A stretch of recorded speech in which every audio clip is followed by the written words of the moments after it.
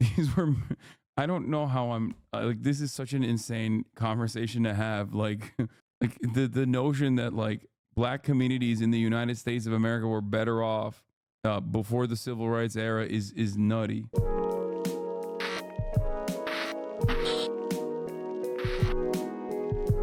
I'm saying it.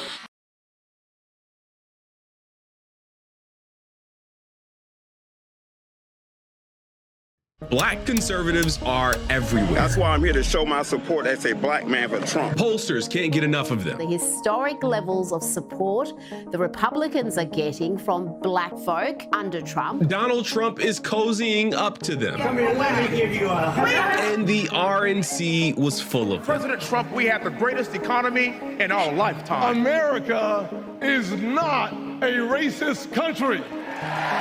Can you imagine President Donald Trump coming to a city and calling a pastor like me? You've probably heard a lot of people talking about black Republicans, but I spent all of the RNC talking to black Republicans. So it is with being a black conservative.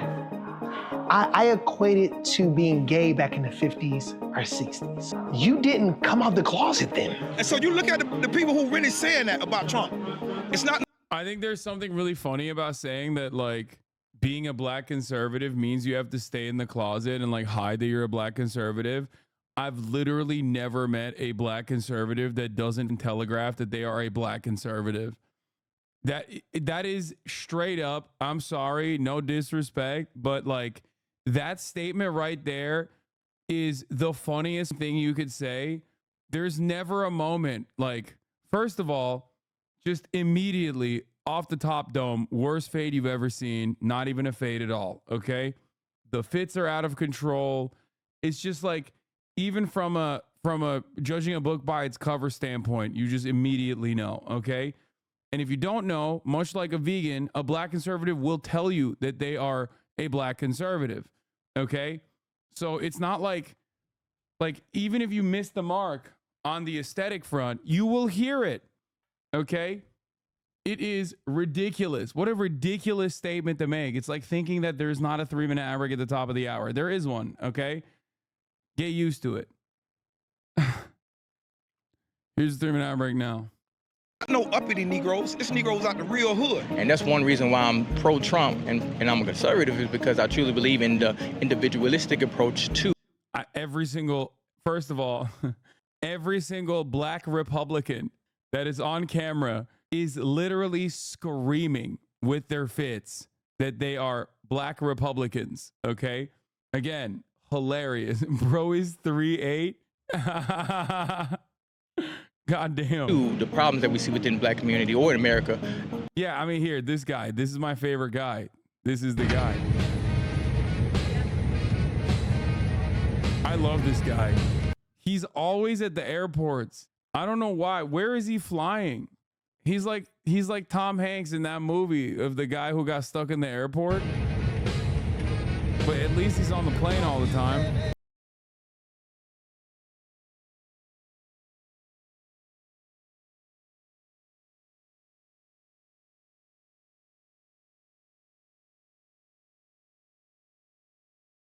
He also has like a very annoying vibe. Like he's so annoying.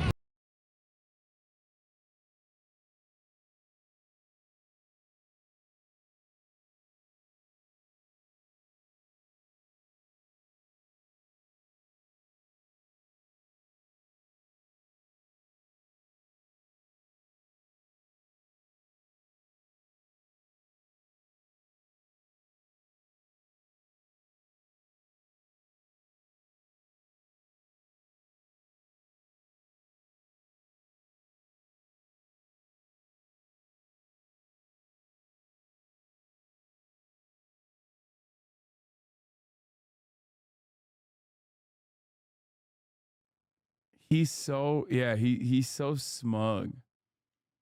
He's so smug. It's just as a whole. Black Republicans specifically are some of the most disliked and unpopular political figures within the black community for a reason. I'm pissed. Of the 4 black Republicans in the U.S. House of Representatives, zero represent majority black districts. I am royally pissed. In fact, they all represent majority white districts, something they seem to be very proud of. South Carolina is majority white, correct? Yeah, it's still.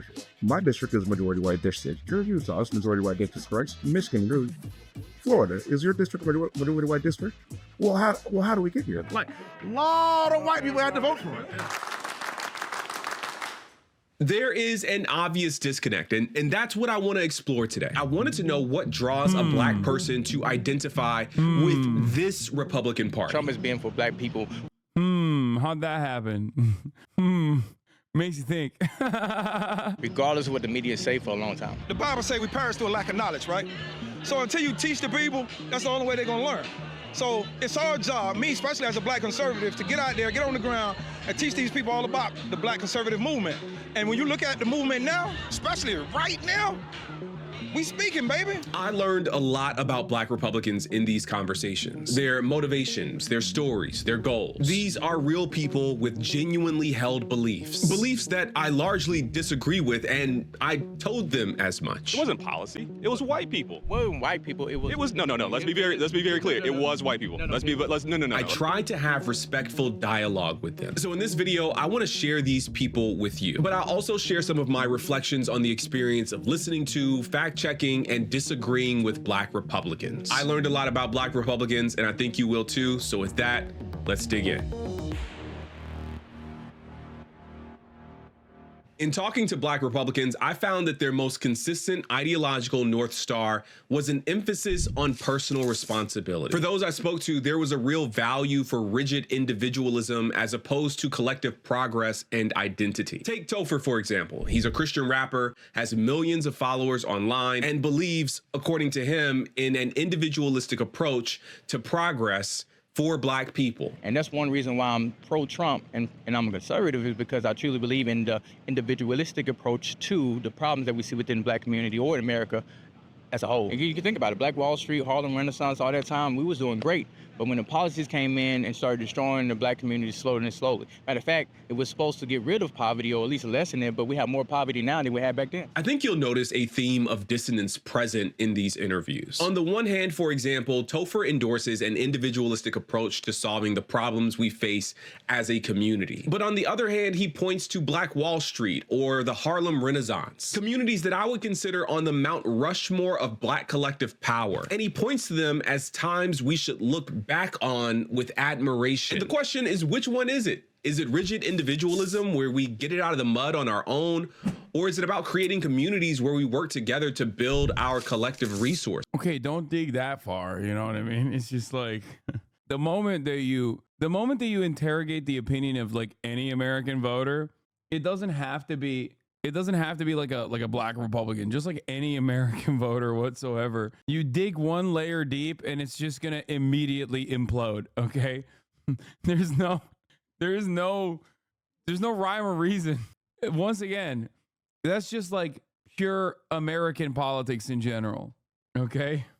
What's also interesting is that somehow for him, these communities no longer exist because of liberal or progressive policy decisions. But when the policies came in and started destroying the black community slowly and slowly. Matter of fact, it was supposed to get rid of poverty or at least lessen it, but we have more poverty now than we had back then. I think it's worth pointing out that this more poverty now than back then line is verifiably false. It falls in line with a theme that people like Byron Donalds have advanced continuously throughout this election cycle. The idea that we were better off in any way during the Jim Crow era.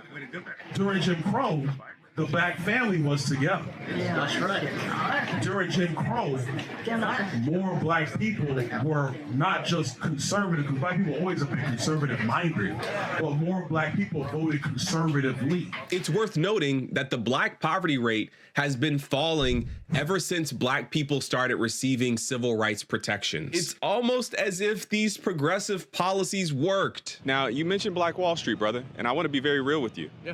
Black Wall Street was Tulsa, Oklahoma, the Greenwood District, where black people built their own community, had their own self-sustained community, beautiful economy. making it for themselves, and white people destroyed it. Yeah. It wasn't policy. It was white people. Well, it wasn't white people. It was no. Let's be very. Yeah, no, it was policies.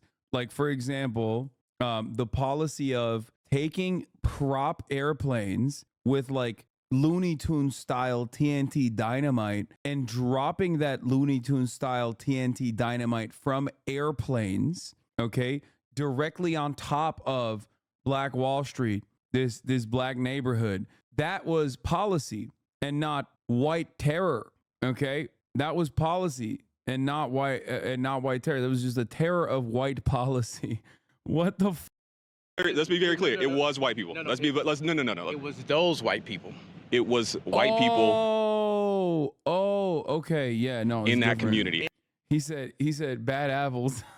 White supremacy is not real. It's just bad apples. Absolutely. Exactly. And let me just say this. Elaine, Arkansas. Rosewood in Florida, Atlanta, Georgia, the Sweet Auburn district, North Nashville in Nashville, Tennessee. Each one of these communities were booming black economies where white people, not in the same place, but it was the same group of people every time, destroyed those communities. So you can't say it's policy when when black people do what they need to do and build for themselves and white people destroy it. Yeah. So why is it that you would frame it as a policy thing? I didn't frame it as a policy thing. We can rewind it. You said it was white people. You mentioned. I said it wasn't white people. It was those white people. And the reason why I'm saying that is because now we're trying to categorize all white people as evil. No. And what I'm trying to say is back then, because a lot of people don't know this, I'm gonna put this on record. Black Wall Street rebuilt themselves after that. 4 years after that, Black Wall Street rebuilt everything they had, and they prospered for the next 40 years until policy came in and destroyed it because they decided to build a freeway over their town, and that destroyed. So what I'm saying is, if we look at policy and the cultural essence of most things, right? He literally, wait, he just described, he's not wrong. It is policy. He's talking about a deliberate white supremacist, racist policy that regularly, like, why did the highway have to go through that location? Like, why? Who made this deliberate decision? Okay? Who made this deliberate decision? What the fuck was that about? It's not just policy, it's culture. I was trying to draw a distinction between the nature of progressive policy, like the Civil Rights Act, or Supreme Court decisions to overturn segregation, and white supremacist policy, like destroying black communities. But the subject kept changing. Lucky for you, I actually made a video about Tulsa, Oklahoma's Greenwood district. It was definitely white racism that destroyed Black Wall Street and other black communities through explicitly racist acts of state-sanctioned violence. This is why an accurate, full telling of his— Not a big deal, but you got the two events confused. The airplane bombing was the Africa family. No, you're wrong. Airplane bombings were used in Tulsa. It was a helicopter for the Africa family in the MOVE bombing in 1985. They did use, I'm right, they did use airplanes in Tulsa. It was one of I think they didn't even use that in Blair, right? I think it was literally the first ever instance of an airplane being used on a bombing campaign on U.S. soil. I am correct. It was also one of the earlier airplanes in general. Numerous eyewitnesses described airplanes carrying white assailants who fired rifles and dropped firebombs on buildings, homes, and fleeing families. The privately owned aircraft had been dispatched from the nearby Curtis Southwest Field outside Tulsa. Law enforcement officials later said that the planes were to provide reconnaissance and protect against a uprising. Law enforcement personnel were thought to be aboard at least some of the flights. Eyewitness accounts such as testimony from the survivors during commission hearings and a manuscript by eyewitness and attorney Buck Colbert Franklin, discovered in 2015, said that on the morning of June 1st, at least a dozen or more planes circled the neighborhood and dropped burning turpentine balls on an office building, a hotel, a filing station, and multiple other buildings. Yeah. The Africa family was a helicopter with C4 in a bag. The MOVE bombing is what you're talking about. That's when the Philadelphia Police Department took out a helicopter and dropped C4 on top of a family that was bunkered in 1985. Okay. And if I remember, the mayor said, let it burn, right? Wasn't it the mayor? They did not put the fire out. They wiped out a city block.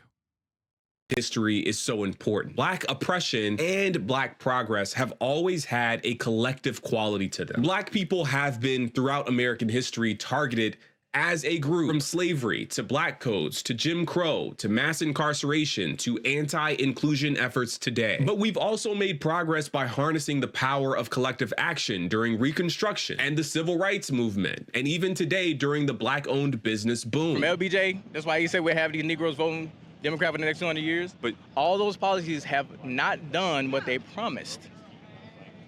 Would you agree? I would not agree. So you think we're better off as Black people now than we were before LBJ passed those policies? Yo, that's such an embarrassing thing to say.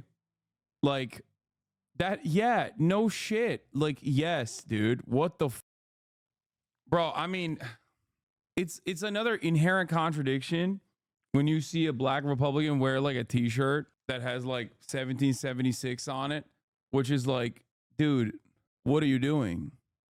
Like, what do you think Black people were doing back then? You know what I mean? Like, it makes no damn sense. Yes, brother, we can vote without the threat of violence. Are you talking about the Civil Rights Act of 1964? Is that what you're describing as a negative thing?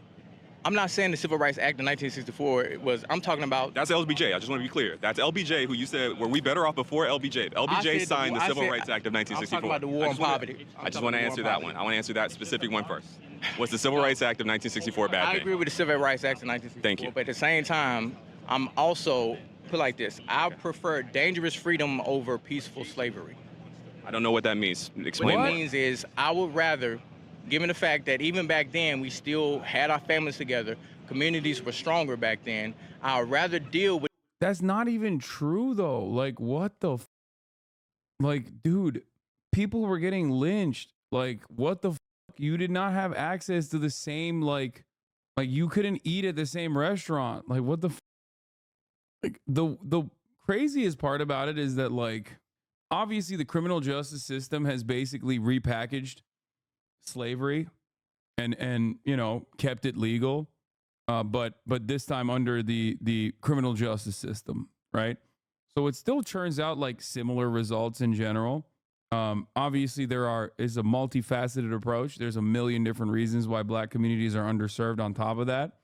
But like, I mean, these were major, I don't know how I'm like, this is such an insane conversation to have. Like, like the notion that like Black communities in the United States of America were better off before the civil rights era is nutty. With the dangerous free... Thomas Sowell has destroyed entire generations. Freedom of not knowing and controlling people with policies as much as possible versus the peaceful slavery of being married and tied to the government.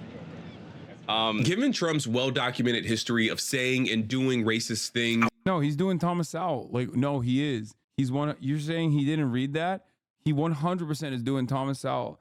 Every single part of this argument comes from Thomas Sowell. Okay, 100%. That's where it is. The welfare state separated Black families. Okay, the welfare state was bad. It separated Black families. It incentivized Black mothers to stay away from their Black fathers. All this shit is Thomas Sowell. I wanted to know how these Black people could be drawn into Trump's political orbit. So I talked to Pastor Lorenzo Sewell. Yeah, so anyone that wants to come to church, they're able to come. So when President Trump called, I thought about it like you calling me and say, hey, Pastor, I want to invite a friend to church who has 34 felonies. Hey, Pastor, I want to invite a friend to church who is a womanizer. Hey, Pastor, I want to invite a friend to church. I was on that Thomas Sowell when I was younger, lol. Oh my God. How the that's even crazier when you're younger. Like, it just makes no sense to me.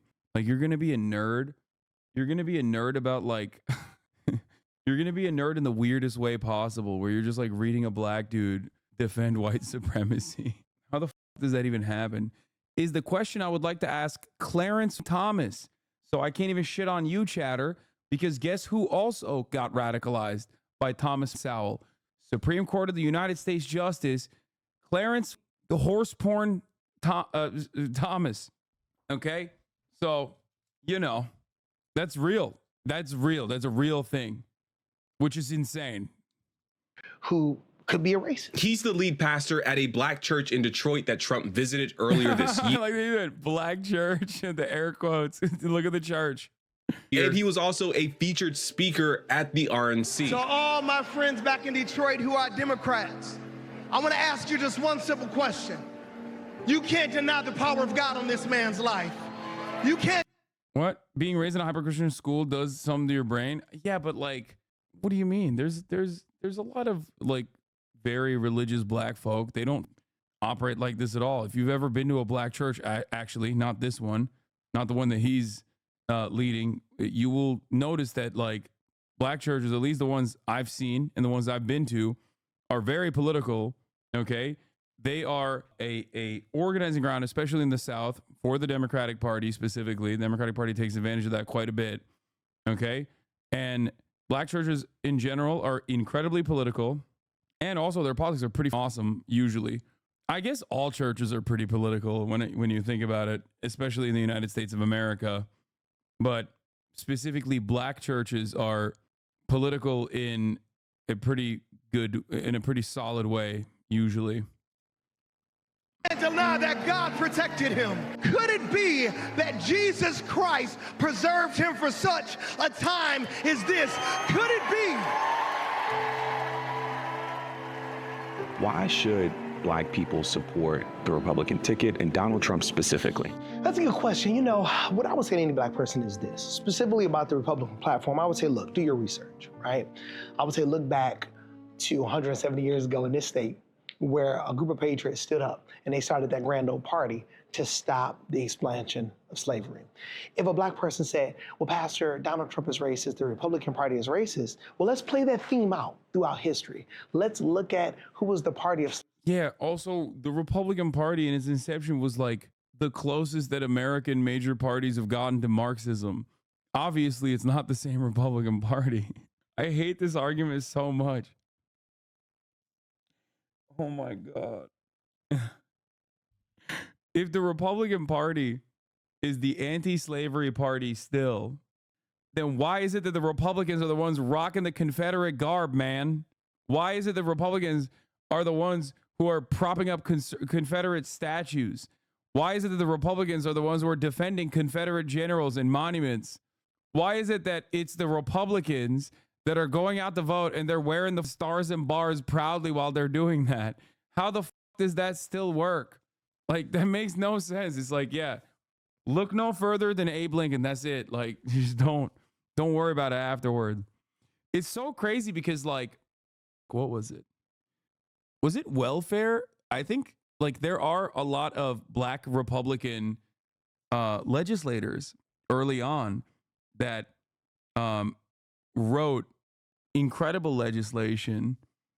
I think literally welfare as a concept was originally, I think it was a black Republican, if I'm not mistaken. I don't want to fuck it up. I don't know if it was welfare. Oh, no, it was not affirmative action. I wasn't even thinking about that. But anyway, it doesn't matter anymore because obviously it's very different. Southern Democrats led the charge to secede from the Union and establish a Confederate States, though. Yeah, the point is, do you think that post-civil rights, the Democratic Party and the Republican Party abide by the same exact values? Like, especially saying it nowadays when, so in the past, parties were more, like, the parties were not as polarized, right? Like, they weren't as firmly committed to a almost universal platform. Back then, you had Southern Democrats and Southern Republicans that sometimes would be aligned on similar interests, and Northern Democrats and Northern Republicans that aligned on similar interests, because a lot of the party interests, or rather a lot of the political interests, came from regional economic interests. Okay? Whereas now in the modern era, it's just like Democrats are one thing across the board, across the entire country, and Republicans are one thing across the board in the entire country. Like, it is no longer a regional split, more so just a simple party split. Slavery. Who was the party of Jim Crow, right? Who's the party of the slave codes? Well, those are Democrats. Let's have that conversation. Yeah, Political parties being based along ideological lines are a more recent phenomena. They used to be more regional, with interests representing their various constituencies, such as yeomen, farmers, or industrialists. Yes. And when you look at when the Senate was integrated, those were black Republicans. When we look at Frederick Douglass, black Republican. So that's on the political side, why I believe that a black American should be willing to look at the Republican platform. In terms of my political convictions as a pastor, my conviction in my heart. A black woman's womb is the most dangerous place for a black child to be. Oh, so, God. If a black American specifically... Wait, does he mean like infant mortality rates or something? Like, is he talking about like pregnancy, like maternal mortality rates for black women being like disproportionately much higher than any other race in the country? I don't think he's talking about that. I think he's talking about abortion, right? I don't know why I'm being charitable to this man. He's a black woman. My conversation would be, give our black babies a chance. Look at the Republican Party in terms of President Donald J. Trump. This is what I would say. Don't look at the container, look at the content, right? Don't look at the man, look at the mission, right? Don't look at his past. Look at what your agenda is for your community in the future. Conservatives are leading the charge to remove protections for voting rights, protections for maternal mortality, interventions in California, affirmative action, diversity, equity, and inclusion.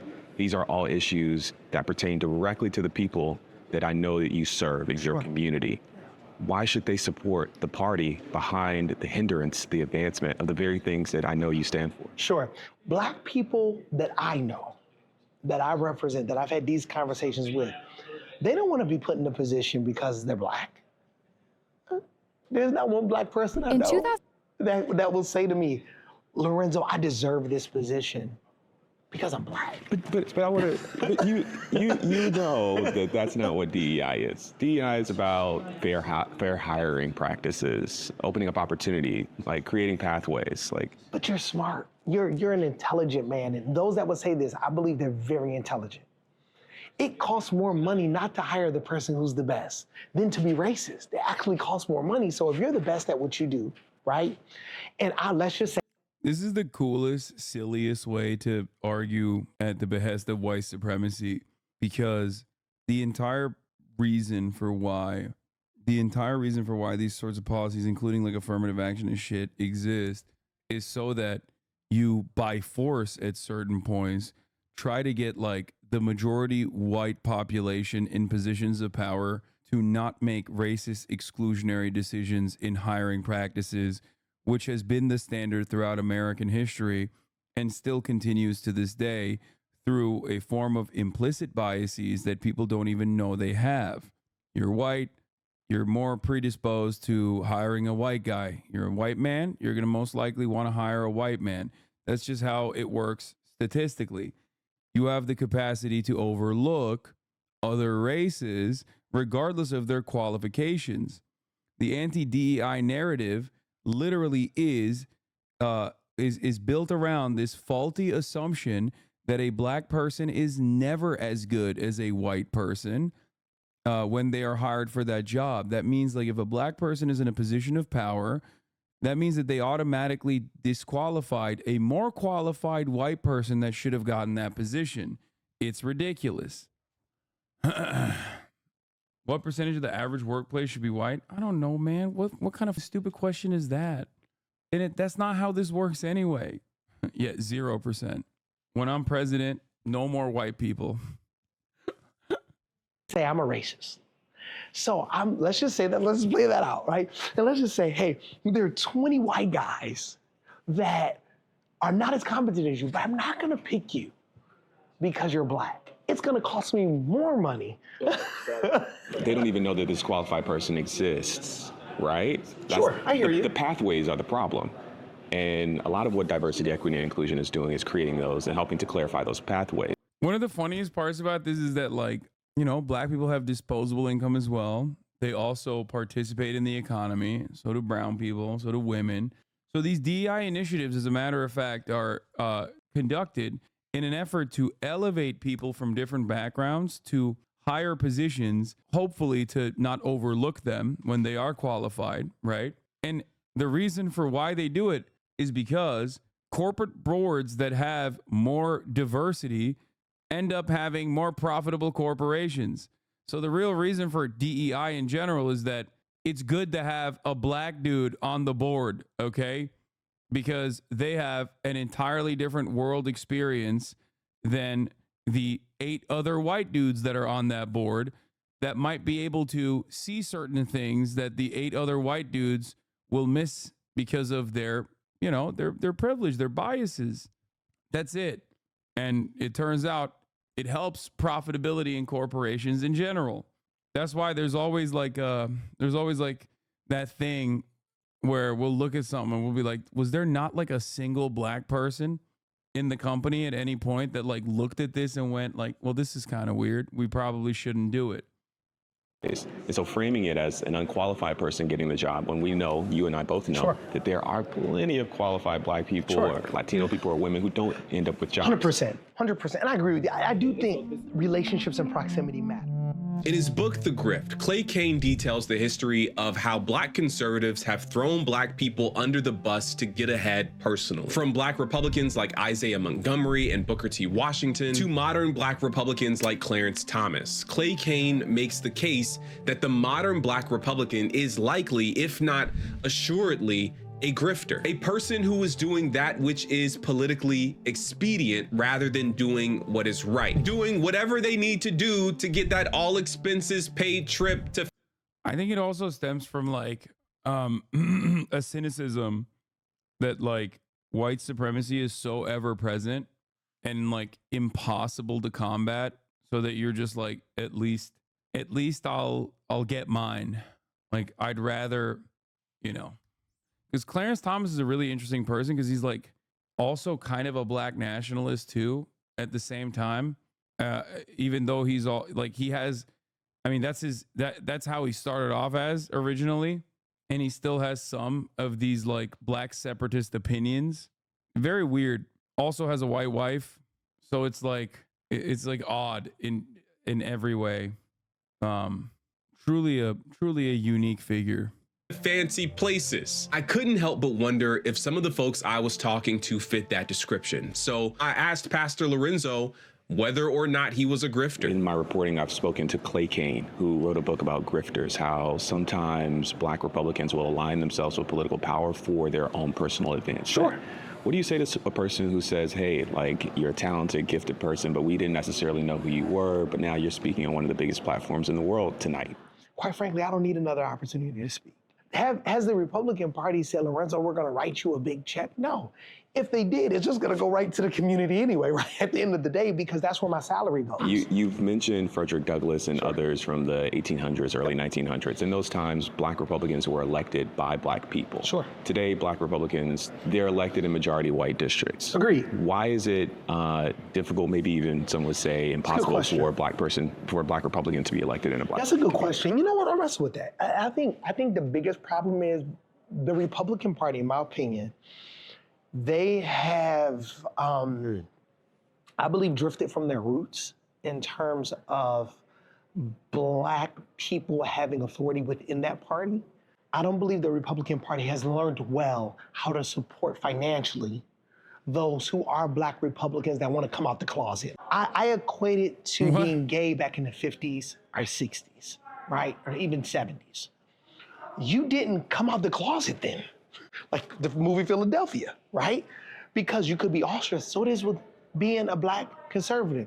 We have been, the Lord has blessed our church. He's been very kind to us to really serve our community. However, me just having President Trump at our church, if I could play the voicemail, sir, these are the ones I haven't had time to delete. If I could send you the emails where it's like, really? I mean, people that I thought loved me, they're like, calling me everything but a child of God. I'm like, hold on for a second. Can we have a conversation? Why are you like, not? How has that made you feel? You know, I was a drug dealer. I was a street pharmacist, right? Former. So people that you love hurts. I have to be frank with you, you know. But other people that don't know you, don't understand your motives, I get it. When tensions are high, motives are questions. And tensions have been high in our country as it pertains to politics. So people question my motives. I understand that. But for the people that love you, it hurts. It really does. And that's the reason why Black people won't come out the closet. A relatively small percentage of Black people will vote for Trump this November. But I have a take and I want to share it with you. A more inclusive and racially diverse Republican Party could be a good thing. American conservatives and Republicans have made the lives of Black people difficult on purpose. From the Southern strategy to welfare queens to anti-woke, anti-DEI stuff today, American conservatives have galvanized their white base by making the lives of Black people harder. It could be a good thing to see more Black Republicans if it means that the Republican Party is becoming actively hostile to the racists who have called that party their home for the last 60 years at least. Make American politics inhospitable to racists. I'm all in on that platform. But the reality is that racists, or at least racism enablers, were present and accounted for at the RNC. They were given stage time, had exclusive access. It also happens to be the entire platform of the Republican Party still to this day. Like, that's just it. It is the party. It is the platform. Like, you have two racist parties. At least one is like doing its very best to mask its racism, in the endless continuation of white supremacy and policing in the criminal justice system that is baked into American existence in general. And I'm of course talking about the Democratic Party in that circumstance. But the other one is actively running on the racism because it looks at the white supremacist criminal justice system and it says, this is good and we need more of it. We need to do so much more of that, actually. You are so wrong. Explain the racism better than just saying everything is racist. Whew. Oh, buddy. Where do I begin? Okay, we got two people in the chat. One said, you are so wrong. No follow-up whatsoever. The other said, explain the racism better than just saying everything is racist. Okay. The American criminal justice system disproportionately targets Black people. The American financial system has historically also underserved Black communities through legal processes and now illegal ways, segregation in the South, Jim Crow laws in the South, redlining in the North and everywhere else. Okay. And this has led to Black people having worse outcomes overall on healthcare, education, job opportunities, and more importantly than that, having a criminal record. Okay? This is what we mean when we say America is a white supremacist nation. Obviously, I'm not even talking about like the long history.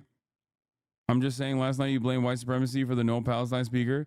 Yeah, that is a different form of white excellence, white supremacy. America's hegemonic superpower status that comes from destroying the global South, which is comprised predominantly of non-white people, brown people, Black people. That is true. That is also still white supremacy. This is foreign policy, though. We're talking about domestic policy, which is like similar to foreign policy in that regard. You can see Black communities as like internal colonies, like interior colonies. It's in every part of the system, and it manifests itself in ways that you oftentimes don't even recognize. Like, for example, we now that like the Watchmen and shit talked about it extensively, it's a little bit different. But back in the day when I used to talk about like the Tulsa massacre, there were Black people in this community that didn't even know about it. Why is it that a Turkish white guy is talking about a important part of Black American history to Black people that grew up in the United States of America? How is it that that's the first time that they heard about it? It's because in a lot of the curriculum, they don't teach it. It's like an afterthought. It's rarely discussed. Now, I think it's a little bit different now, but I'm talking like, 6-7 years ago. That's because American education is still firmly a whitewashed version of events. This is one of the unique ways that you don't even recognize, where you are, even as a black person, growing up in a white supremacist system. I teach U.S. history. We do teach it now, but it's not a major focus in our standards. Anyway, this guy that said you are so wrong didn't respond. Does this help you understand it a little bit? All right, let's continue. Yes, and seemed central to the whole operation. And I'll tell you what did not feel central. Black people. I actually attended the Black Delegate event during the RNC, and something really interesting happened. The event was taking place away from the main convention center. And in the middle of it, unexpectedly, former President Donald Trump's motorcade could be heard approaching the event from a distance. People have been having a great time before that moment, but you should have seen the excitement on people's faces when they realized it was Trump approaching their event. It really felt like this big moment of acknowledgement, the perfect punctuation in a banner year for Black Republicans. Journalists and news crews were scrambling to get into position to make sure they captured that moment when he comes to this event. But then his motorcade just drove by. It turned out he wasn't coming to the event. It wasn't on his schedule.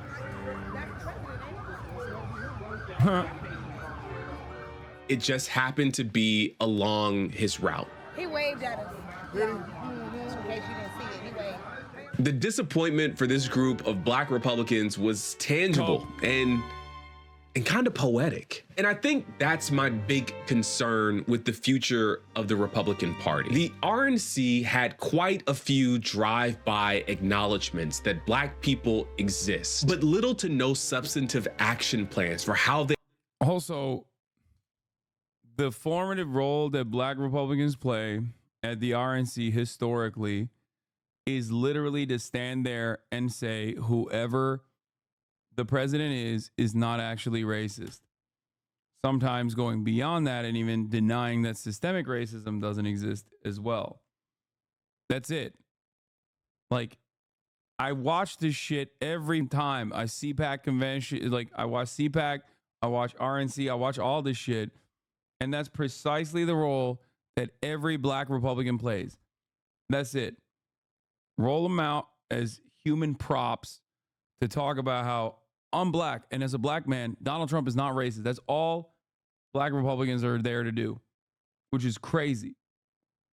And it has not changed in like the decade that I've been covering politics professionally. They would show up and be present with and for this community. And if I'm honest with you, I think that's on purpose. The only way the Republican Party becomes this ideologically conservative but racially inclusive big tent party is if there is a fundamental rejection of the people and policy and practice they currently hold as sacred, near and dear to their political vision. As long as the GOP makes racial justice a political issue worth fighting against, a majority of Black people will never vote for the party. As long as teaching Black history is woke, as long as race-conscious solutions to race-conscious problems are demonized, as long as they commit to denying racism's impact on society, Black people, by and large, are not going to vote for them. But these guys may. And that might be good enough for them.